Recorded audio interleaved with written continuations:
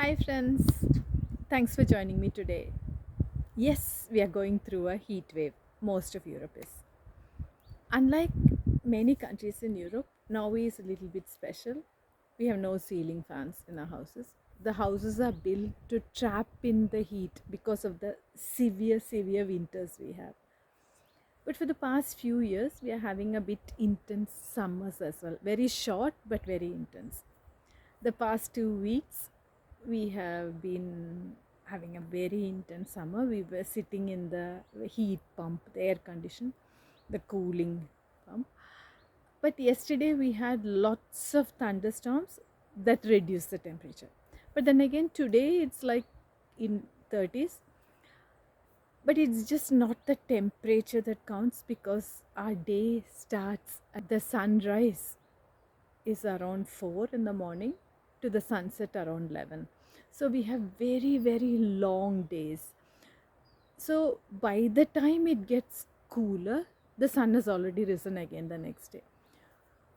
So at 9 in the morning here, it feels like noon in the tropics.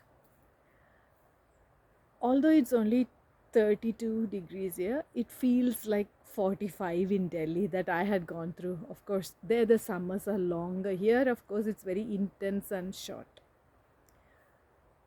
Just had a cold shower and wearing cotton clothes, of course. That's a must. So, how to get over this heat wave without it bothering us too much?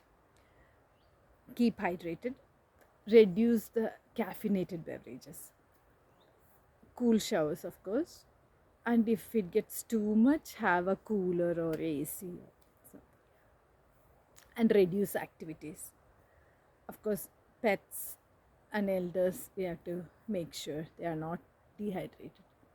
We have just now kept our bird bath with lot of cool water for the birds and any other visiting animal.